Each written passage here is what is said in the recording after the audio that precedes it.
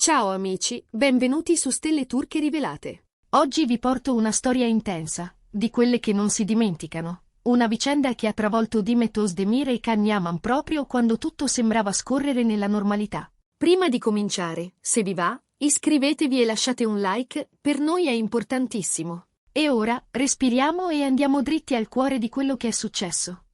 Un giorno di riprese come tanti, tra battute ripassate e luci sistemate, è stato squarciato da una notizia che nessuno avrebbe voluto ascoltare. Demet, impegnata sul set di una nuova serie in cui recita al fianco di Can, stava alternando tra una scena e l'altra con quella professionalità elegante che tutti le riconoscono. Sembrava una mattina come le altre. Saluti al team, un sorriso rapido, il copione stretto tra le mani e una concentrazione leggera ma ferrea. Poi, la pausa. Una di quelle pause che durano appena il tempo di un sorso d'acqua e di una battuta scherzosa con un collega. Invece, il destino ha scelto quel preciso istante per colpire. Un assistente di produzione si è avvicinato a Demet senza il solito passo veloce, con gli occhi bassi e un telefono in mano. Ha sussurrato che dall'altra parte c'era una chiamata urgente. Demet ha preso il cellulare, ha ascoltato appena 2 frasi, e qualcosa nel suo viso si è spento. La trasformazione è stata immediata. Le spalle irrigidite, lo sguardo scavato, le dita che non trovavano più forza. Il telefono le è scivolato dalle mani e ha toccato il pavimento con un suono secco che ha gelato l'aria. Chiara gli racconta che per un attimo il mondo si è fermato, Demet immobile, senza respiro, incapace di reagire. Can, che si trovava a pochi metri, ha capito prima ancora che qualcuno parlasse. Ha corso verso di lei, senza chiedere permesso, senza aspettare indicazioni, come si fa quando la paura dell'altro diventa la propria paura. Appena le è stato accanto, Demet ha ceduto, un pianto che non chiedeva spiegazioni, un dolore che non cercava parole. Il regista, vedendo la scena, ha bloccato tutto. Silenzio sul set, luci spente, un ordine soltanto, sospensione a tempo indefinito. Nessuno ha fiato per fare domande. L'aria, poco prima densa di voci e di indicazioni, si è svuotata. Un'amica stretta ha preso Demet sotto braccio e l'ha accompagnata in camerino, cercando di proteggerla da sguardi troppo curiosi, mentre la produzione organizzava un rientro sicuro a casa e contatti diretti con la famiglia. Quella notizia, arrivata come un lampo, era la peggiore. Un familiare molto vicino era venuto a mancare. Non un parente distante, non qualcuno che si vede di rado. No. Una presenza fondante, qualcuno che l'aveva cresciuta nei sogni, che l'aveva tenuta dritta nelle notti di dubbio, che aveva incoraggiato, sostenuto, amato senza condizioni. Per Demet, perdere quell'anima è stato come perdere una parte di sé. Il momento non poteva essere più crudele. Da settimane Demet affrontava un ritmo intenso, giornate lunghe, responsabilità pressanti, l'attenzione continua di chi la guarda e pretende il meglio. Gli amici, che la conoscono nel profondo, sapevano quanto fosse sotto pressione, e proprio per questo la notizia ha squarciato l'equilibrio con un urlo silenzioso. Can, da parte sua, era visibilmente provato. Secondo chi era presente, ha annullato tutte le sue attività della giornata, si è liberato dagli impegni e ha deciso di restare accanto a lei, pratico e presente, senza grandi gesti teatrali, ma con quella discrezione che vale più di 1000 parole.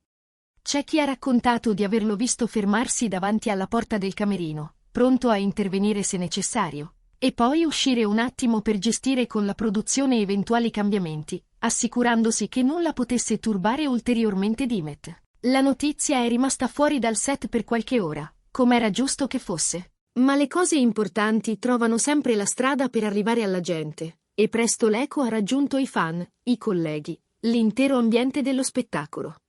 E mentre molti avrebbero potuto pretendere aggiornamenti, i sostenitori hanno scelto la delicatezza. Quando Demet ha scelto il silenzio, i social sono diventati un luogo inatteso di rispetto. Nessuna invadenza, nessun interrogatorio, solo ondate di affetto.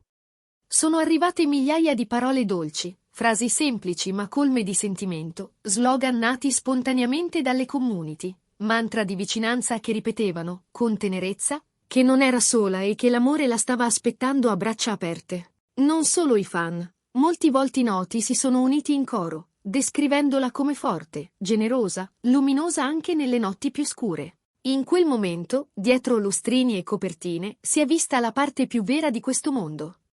La collettività che sa stringersi quando un cuore fa male. Dimet, dopo poche ore, ha scelto di allontanarsi.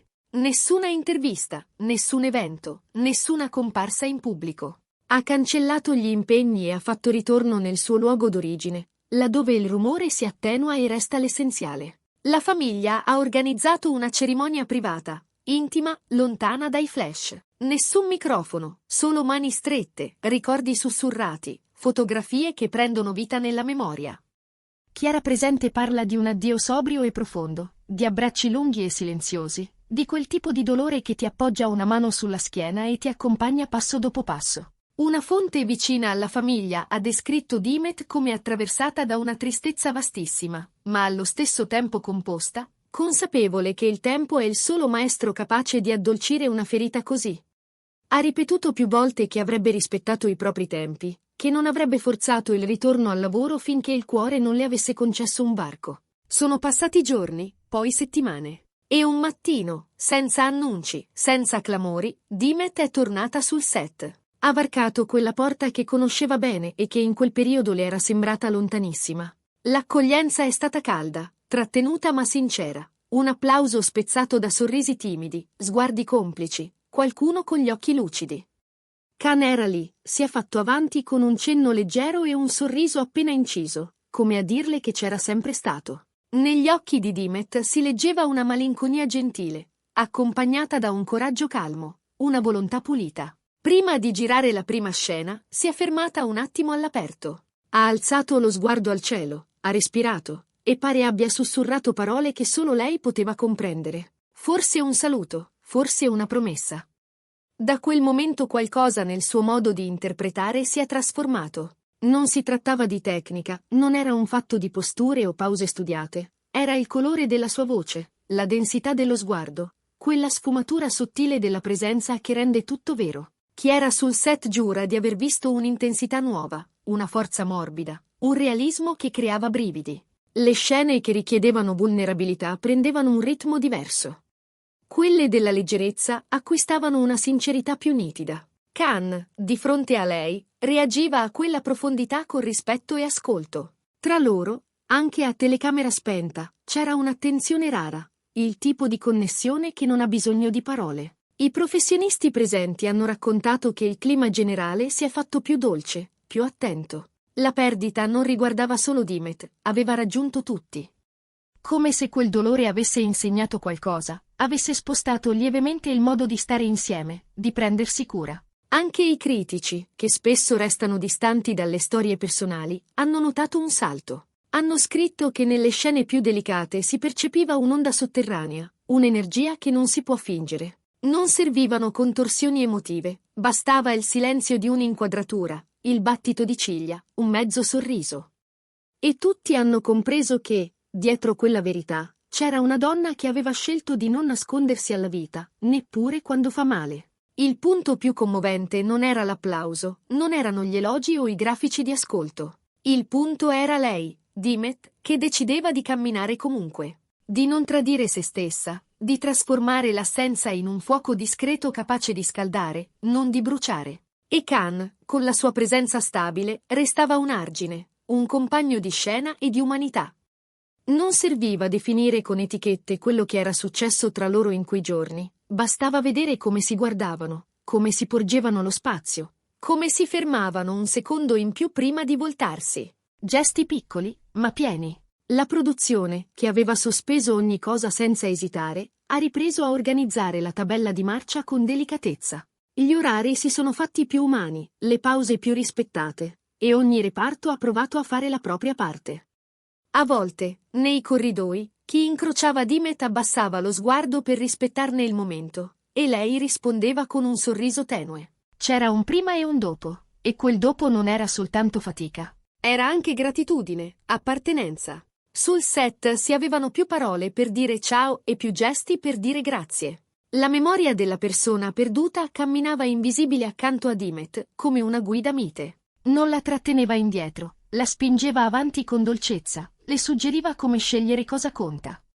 E lei, Gradualmente, trasformava la tristezza in una materia viva per la recitazione, in verità messa a disposizione del pubblico, in ispirazione per chi l'ama. Nel frattempo, fuori, i fan continuavano a tessere una rete di sostegno. C'erano lettere lasciate in redazione, disegni, messaggi in cui si raccontavano storie simili, dolori condivisi, piccole strategie per tenere alta la testa nei giorni più duri. Era come se una comunità intera si fosse accesa attorno a lei, non per consumare scandali, ma per dire, siamo qui. Dimet, con discrezione, ha letto molte di quelle parole. Ha risposto in silenzio, scegliendo di fare quello che le riesce meglio, tornare sul set e offrire il proprio talento con la sincerità di chi ha pianto e sa sorridere lo stesso. A chi le chiedeva quando sarebbe stata di nuovo quella di prima, non ha promesso di tornare identica, ha promesso qualcosa di più vero. Che avrebbe trovato una nuova forma di sé, fedele all'essenza. E in quel percorso, Khan le è rimasto accanto. Alcuni sostenevano di averli visti passeggiare tra una scena e l'altra, parlando piano, altri raccontavano di pause trascorse in silenzio, condividendo semplicemente lo stesso spazio. Senza bisogno di raccontarsi tutto, ma con la certezza di capirsi. Il racconto di questa vicenda non è un invito al dolore, ma un piccolo specchio in cui guardare la forza che può nascere da una ferita. C'è chi direbbe che il successo si misura nei numeri, eppure, in giornate come queste, il successo sta nel modo in cui si resta umani. Dimet ha scelto di restare, di proteggere la propria sensibilità, di ascoltarla e di usarla. Khan ha scelto di proteggere il perimetro attorno a lei, perché potesse farlo. E il set, quello stesso luogo dove per un momento il telefono caduto ha fatto più rumore di 100 riflettori, è diventato un posto differente, più lento, più consapevole, più vero.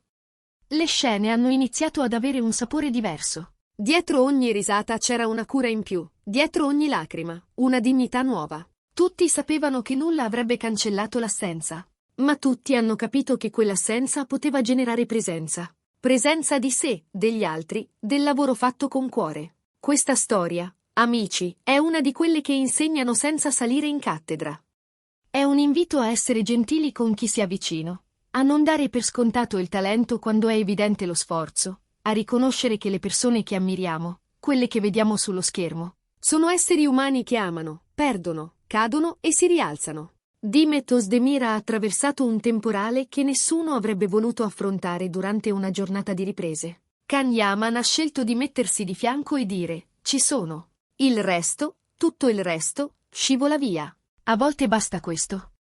Grazie per essere rimasti con me fino alla fine. Qui su Stelle Turche Rivelate torneremo presto con nuove storie. Intanto, prendetevi cura di voi, stringete forte, chiamate e ricordate che, anche quando le luci si spengono, c'è sempre un modo per ritrovare la strada.